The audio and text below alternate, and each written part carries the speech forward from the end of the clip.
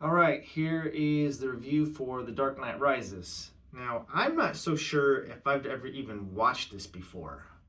I think this is the first time I watched this, being honest. I think I thought that I watched this, but what I think really happened is that I've seen bits and pieces of it over the years, but never actually watched the movie because I was really down on Chris Nolan. But I I did enjoy this one. I thought that it had some interesting stuff going on. Let me just put it this way. Compared to the stuff that comes out now, and I know this movie kind of gets some grief. A lot of people don't like this and are really down on it. But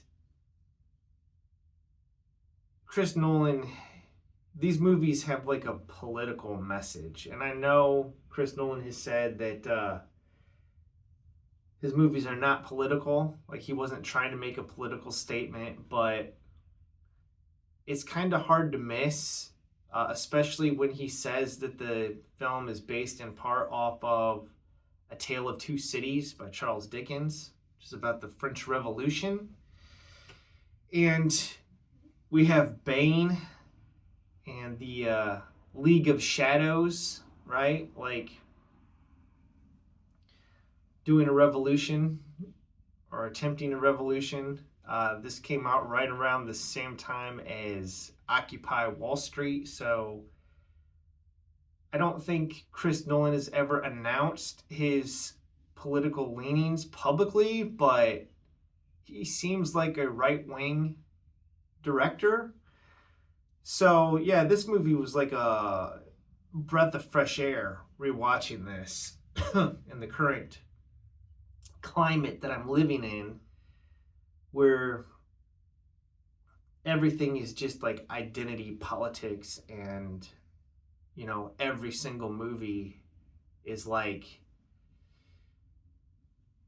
girl power. This was pretty great. Now I know people are down on it. They don't like it. A lot of the criticisms that I've seen have to do with Bane, played by Tom Hardy. That's a big part of it. That is not faithful to the source material. Bane doesn't have his venom. Now, and one of the other complaints I saw was Batman doesn't even really defeat him. Catwoman, this spoiler, Catwoman defeats him.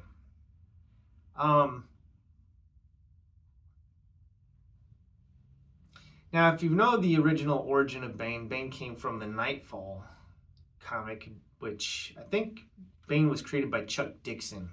And I read those back in the 90s. And, for those of you that don't know, Batman didn't defeat Bane in the original comic run either. Jean-Paul Valley defeated Bane, Azrael, when he took up the mantle of Batman. After Bruce Wayne got his back broken by Bane, then Jean-Paul Valley filled in. Of course, he made the Batman suit like super aggressive, and he basically beat Bane to a pulp.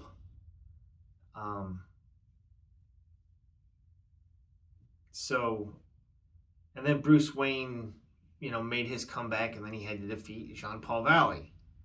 The real Batman had to defeat the sadistic Batman, and yeah, so that was the original version. Now the Bane also appeared in Batman the Animated Series, and that version of Bane, well, the comic book version of Bane and the version of Bane that appeared in Batman the Animated Series, both Hispanic, I believe Cuban descent, I think. I know it's Latino. I don't know the nationality. I know that Bane was being punished for the crimes of his father in the original adaptation. The whole yeah, whatever, the original run of the comic book. In Batman the Animated Series, he was kind of just a lackey, like a hitman that was hired by Rupert Thorne to assassinate Batman. That was in the animated series, so he ended up being like a thug, a hired gun, which is essentially kind of what he is in this. Spoiler alert, this movie's old. Talia al Ghul uses him. And for most of the film, he seems like he's the guy running the show. And then, whoops, he's not. He's working for Talia al Ghul, Ra's al Ghul's daughter. Which they kind of give Talia Bane's origin. Because we find out that, well, I'm not going to go into all that. Basically, Talia was being punished for the sins of her father, Raish. I'm going to call him Raish. Okay, you got me saying Raz, everybody. Ra's al Ghul. Okay? I know they call him Raz in this, but whatever. But that's Bane's story. Bane was punished for the crimes of his father. So they project that onto her, and then they use him. They use Bane as the hired muscle. But Bane was also in Batman and Robin, and he was just a big, dumb idiot in that movie. Being used as a sidekick for Poison Ivy. This movie is really political, and I think for that reason I really enjoyed it. I think that Chris Nolan has something to say with these Batman films, and they do deserve like a deeper analysis. So I think I'm going to end up rewatching these and maybe doing an analysis of it, like a proper analysis, because I didn't really like. This is only I think this may be the first time I ever watched this, and I think, like I said, Dark Knight, that was the first time I'd watched that movie in about a decade. So yeah, I'm just gonna say I think that this is great. I think that it's underrated. Okay, does it have problems? Yeah. Is it sloppier than the first two? Yeah. But compared to everything coming out now in the superhero genre,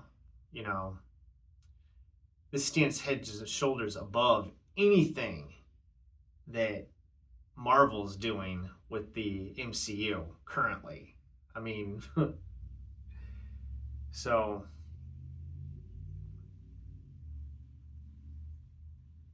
I thought it was pretty great. All right, that's it.